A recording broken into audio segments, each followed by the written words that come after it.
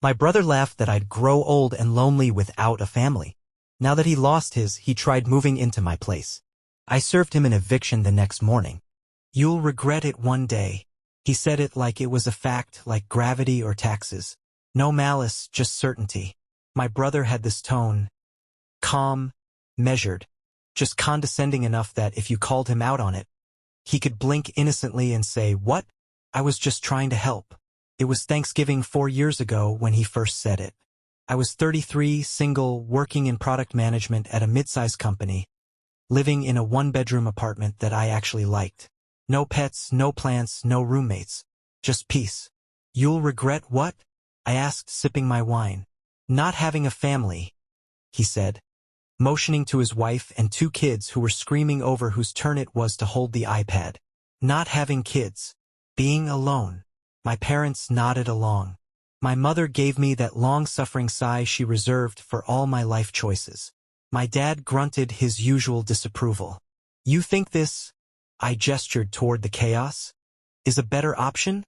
It's not about convenience," he said, fork stabbing his turkey like it offended him. "It's about legacy, purpose. You build something, pass it on. Otherwise, what's the point?" The kids spilled cranberry sauce on the rug. His wife asked him to help. He didn't move. I let it go. I always did. It wasn't worth the argument. But the words stuck. "You'll regret it one day. You'll die alone. You'll have no one." Not just because he said them, but because they echoed what the world keeps whispering. If you're not a parent, are you even a full adult? If you don't have a partner, are you even whole? I won't lie, sometimes I wondered. In the quiet hours. On my birthday. When everyone else's Facebook was filled with photos of toddlers holding hand-painted mugs and mine was just coworkers tagging me in team lunch selfies. But then I'd come home. To the silence. To the space. To myself. And I never once wished I'd traded it for the life he lived. Greg is my older brother by 5 years. We were close as kids. Not best friends close. More like, you get the top bunk this week close. He was the loud one, the leader. I was quieter, more inward. He played sports. I read. He broke curfews. I set the table. Our parents adored him. I think they liked me, but they were proud of him. He married young. College sweetheart. Bought a house by 27. First kid at 29. Second at 32. Pictures on the wall. Christmas cards with matching sweaters. PDA. Little League. Mortgage. Honda Odyssey. I always assumed he had it all figured out. He spoke like he did. Especially when it came to me. Over the years, the digs got subtler but sharper. "You ever think about freezing your sperm? Just in case you change your mind." I read this article that said people without kids age faster. You don't want to wake up at 50 and realize you wasted your life chasing. What? Freedom? I wanted to say I chase peace. Stillness. Knowing I don't owe my time to anyone but myself. But you can't say that to people who think exhaustion equals nobility. So I smiled. And nodded. And brought wine to every family dinner, like that would make me easier to swallow. The last time I saw him before everything fell apart, he said it again. It was a summer barbecue. My parents' backyard. His wife wasn't there. Said she had a migraine, but something felt off. He showed up late, looking tired in a way I hadn't seen before. Not physically. Existentially. He sat down next to me with a paper plate full of overcooked burgers and said, "Man, I envy you sometimes.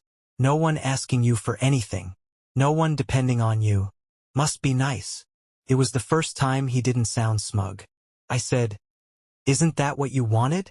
Family, legacy, purpose." He looked at me like I'd hit a nerve. Then he laughed and said, "You'll still die alone, though," and walked away. I didn't know then that his wife had already filed for divorce. That he'd maxed out 3 credit cards trying to keep up a life they both hated. That he'd be sleeping in his car 2 months later. I just thought, same old Greg. But something felt different that time. Something brittle in his voice. Like the script he'd been reading from for years was starting to fall apart. I found out about the divorce through my mother, of course. She called one morning while I was getting ready for a meeting. "Your brother's going through something," she said. skipping pleasantries. Don't ask questions. Just be supportive. Supportive how? Well, he might need a place to stay. I paused, toothbrush in hand. Mom, I have a one-bedroom. Still? She said, like I'd admitted I sleep on a park bench. Yes, still, because I live alone. She sighed. Just be there for him. He's family. That word again. Family. The infinite blank check. Greg showed up 2 days later. No warning. Just a knock at the door at 8:30 p.m. I opened it to find him standing there with a duffel bag and a garbage bag full of what I assume were clothes. He looked worse than the last time I saw him. Sunken eyes. Faded shirt. That smell of someone who's been living nowhere and everywhere. Hey, he said. Hey, can I crash here for a bit? Just a couple days. Everything's a mess. I wanted to say no. I wanted to remember all the times he made me feel small, invisible, defective. But instead, I stepped aside. Couch pulls out. That night, I couldn't sleep. He snored. Loudly. The kind of snore that sounds like someone arguing with a ghost in their dreams. I stared at the ceiling and thought, this is temporary. 2, maybe 3 days. And that's how it always starts. The first night turned into 3. Then 5. By the end of week 1, Greg had taken over my living room like a squatter with a cable subscription. His duffel bag was still on the floor, half open, clothes spilling out. The garbage bag, which by now had to be growing its own sentience, sat in the corner like a silent threat. He claimed the couch, the TV remote, and by extension, the rhythm of my home. At first, I tried to give him grace. Divorce was messy. Pride was fragile. He didn't talk about what had happened. I didn't ask. But he also didn't clean. Or offer to pay for groceries. Or say thank you. He just existed. In my space. Day 6, I came home from work to find my kitchen table cluttered with takeout containers, soda cans, and a half-eaten box of crackers. Greg was on the couch, shoes off, socks halfway across the room, watching a rerun of a sitcom he used to make fun of. You working late? He asked without turning his head. No, I said, dropping my keys. Had a meeting. Why? Just wondering. Fridge is empty. He said it like I was the one freeloading in his place. I'll go to the store tomorrow, I said, already exhausted. Don't forget oat milk. I'm trying to cut dairy. I stared at him for a second. Oat milk? Yeah, he shrugged. Gotta look after my gut now. I went to my room, shut the door, and stood there, silent. Like I could make the tension drain out of me through the soles of my feet. Over the next few days, the little things became big things. He started leaving the bathroom light on. Used my bath towels and left them on the floor. Opened my packages. Ate the protein bars I bought for myself. Watched TV until 2 a.m. laughing at full volume while I tried to sleep for work the next day. And then, casually, almost as a joke, he said it. It was a Thursday night. I was sitting at my desk trying to respond to emails while he microwaved something that smelled like regret and cheese. He leaned against the doorway and looked around. Can't believe you've lived like this for so long. I looked up. Like what? This, he said, gesturing vaguely at my apartment. Quiet. No life. Just you, your computer, and your, what books? I didn't answer. He laughed. Man, I'd go insane. No wife. No kids. No noise. No chaos.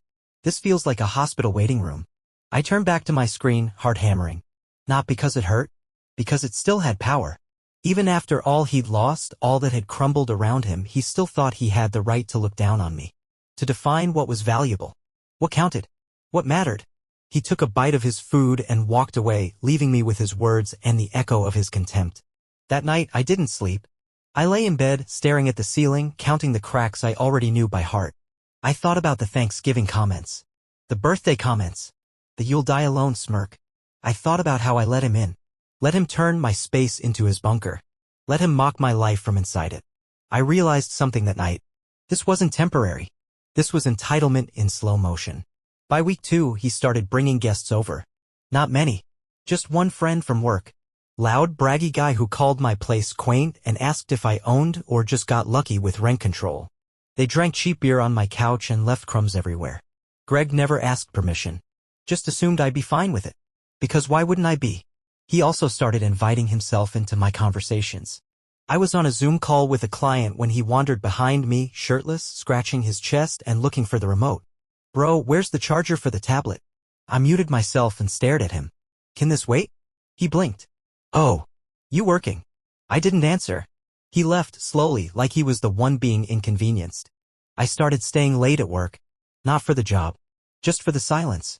Just so I wouldn't come home and find him in my chair again, hogging my playlist, using my shampoo, judging my life with his eyes while depending on it with his feet. I felt like a ghost in my own home. A guest with better manners. The only place I felt peace anymore was my car. It all came to a head on a Saturday morning.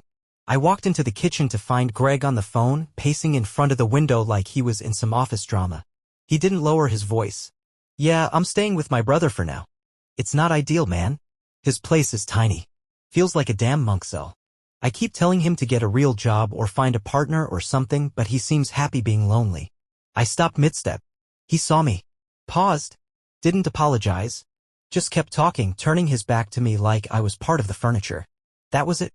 Something inside me, something I'd been duct taping shut for over a decade, split clean in half.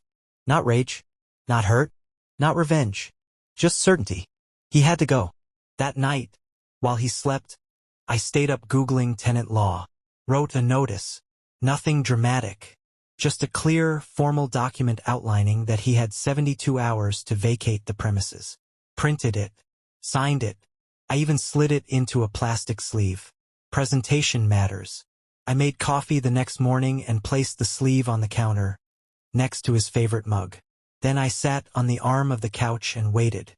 He came out around 10, groggy, wearing one of my hoodies like it was his. He reached for the mug, saw the document, picked it up, read it once, then again. "This is a joke, right?" I sipped my coffee. "Nope." He laughed, dry and sharp. "You're evicting me?" I nodded. "You're serious. 72 hours. I already cleared the guest Wi-Fi access. Your stuff's in the hallway closet." He stared at me. "You're kicking out your own brother?" "You didn't ask to move in," I said. "You just arrived. And since then, you've disrespected me, my space, and my life. You've overstayed every ounce of grace I had to offer." He opened his mouth, probably to say something clever, something moral, something drenched in the word family. But I stood up. "This isn't up for discussion." He didn't argue. Not really. He just scoffed, shook his head, and walked back to the room. I heard drawers opening, bags rustling. He was gone by evening. That night, the silence felt different. Not empty. Clean. The first clean breath I'd had in weeks. To be continued. He was gone by sunset. No drama. No shouting. No broken plates or guilt-tripping speeches about family. Just the soft thud of the front door closing behind him, followed by the sound of his boots on the stairs. For a long moment, I didn't move.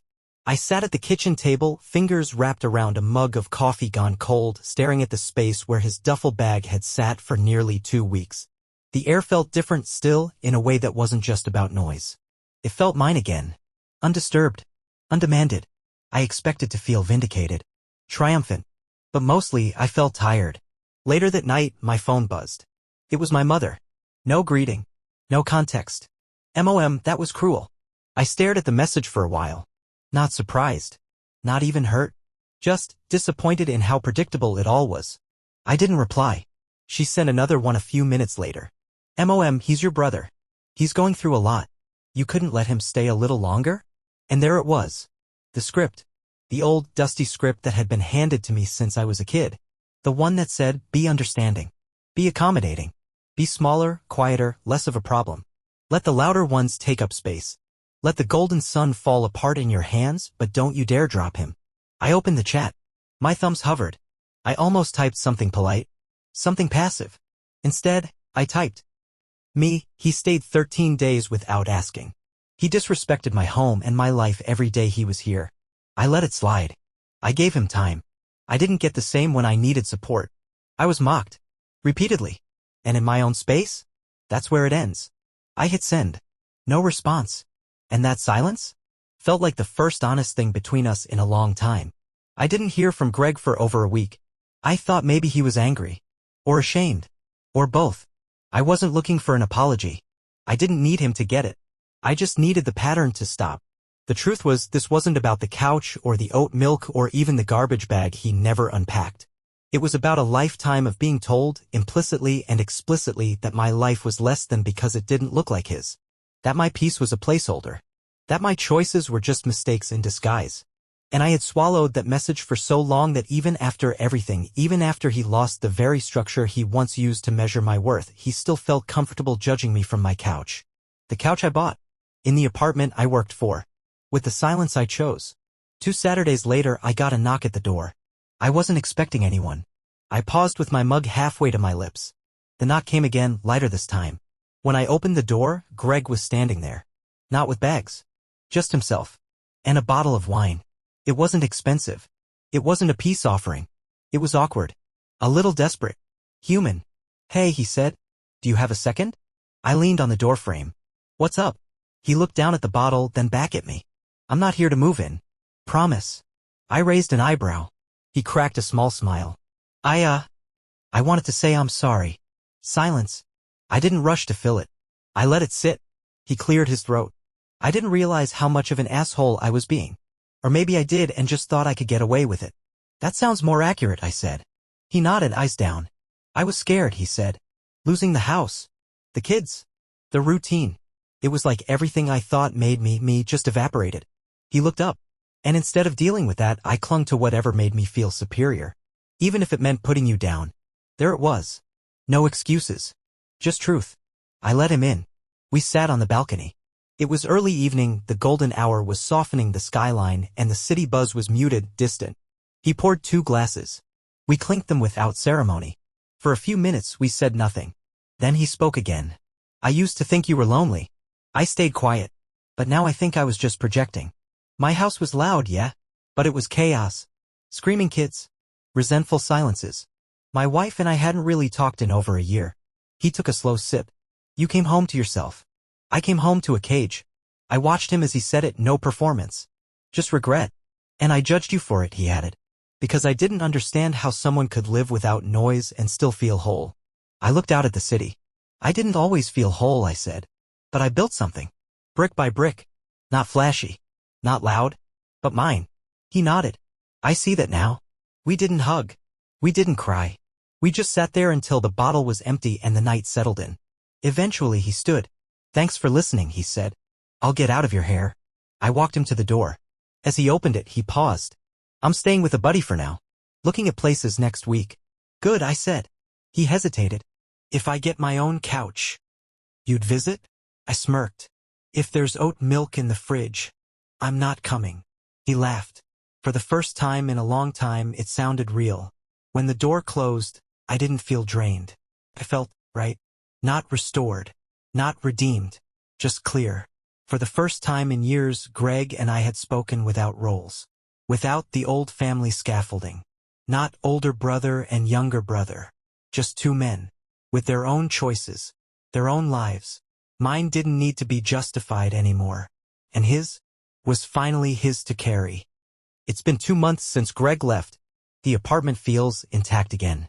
Like the air is calibrated properly. Like the walls remember who they belong to. I didn't realize how much I'd adjusted, how much I'd contorted myself into quieter corners just to avoid brushing up against his presence, until I stopped doing it. Now, I walk through my space without tension in my shoulders. I sit on my couch without bracing for his voice. I open the fridge and find what I put there untouched, unjudged. That may not sound like much to most people. But to me, it feels like ownership. Not just of a home. Of a life. A week after the balcony conversation, the one with the wine and the apologies, he sent me a text. Greg, got a short-term lease. Little studio near work. Kinda rough, but it's a start. I typed congrats, then deleted it. Typed proud of you, deleted that too. Settled on. Me, you'll figure it out. He heart-reacted it. That was the whole exchange. And it was enough. I saw him again at our parents' house a few Sundays later. It was my dad's birthday. Mom insisted on having everyone over just like old times, which of course meant stiff small talk, awkward pauses, and one casserole no one touched. Greg showed up late. Clean shirt, less tired in the face. Not glowing. Not broken. Just human. He nodded when he saw me. No smirk. No comment. No superiority. That alone felt like a small miracle. At dinner, our mother launched into a speech about the importance of sticking together and how family is all you really have. She looked between us when she said it, the unspoken tension thick enough to slice. Neither of us reacted. Because something had shifted. Quietly but completely. We weren't in our old roles anymore. And the more she tried to tug us back, the more obvious it became we weren't playing the same game. After dinner, Greg caught me by the door as I grabbed my coat. "Hey," he said. "Can I ask you something?" I paused. "Sure." "That eviction notice," he said. "Did you actually look up legal templates? Or just write it yourself?" I laughed, surprised. "Of course I looked it up." He shook his head, smiling. "You really meant it." "I really did." He nodded, eyes a little distant. "I deserved it. It wasn't a question. It didn't need a reply." He clapped my shoulder once, firm but not performative, and let me go. Back home, I opened a bottle of wine and sat on the couch with the lights off, just watching the streetlights flicker against the buildings. My phone buzzed. Unknown number. "Hey, this is Rachel from upstairs. The landlord gave me your number. We're doing a small neighbor's potluck next Friday if you're around." Totally casual. I smiled. Type back. "Me, thanks, Rachel. Count me in." I didn't realize how much I'd folded myself into a shell. How much of my identity was wrapped around keeping the peace, keeping out of the way, until I stopped doing it. Until I said no. Not loudly. Not cruelly. Just firmly. And something in me clicked. Not just in the situation with Greg, but everywhere. I took a vacation. A real one. Alone. 5 days in Lisbon, just walking, eating, watching waves crash against old stone walls. No pressure to document it. No one asking for updates. No guilt. I left my laptop at home. Didn't check work email once. It was the most radical thing I've done in years. I came back lighter. Not just from the break, but because I'd finally let go of something I didn't realize I'd been carrying, the need to be understood by people who never tried. And when you drop that, the air gets clearer. I rearranged the apartment. Moved the couch. Replaced the lamp I always hated. Donated the guest linens I kept just in case someone needed me. I bought a new coffee mug, black ceramic, matte finish, heavy in the hand. Printed on the side. Alone doesn't mean empty. That, I think, is the truest thing I own. A month after Lisbon, Greg called. Not texted, called. I answered out of curiosity more than anything. "Hey," he said. "I know this is random, but I've been thinking." "Oh," I said. He laughed. "No, seriously. I think I want to try therapy." I blinked. "Wow." "Yeah," he said. "I found a guy. Just 1 session so far. But it helped." I smiled even though he couldn't see it. "Good for you." Silence for a beat. "Part of it," he continued, "was realizing I've treated people, you, like shit for a long time.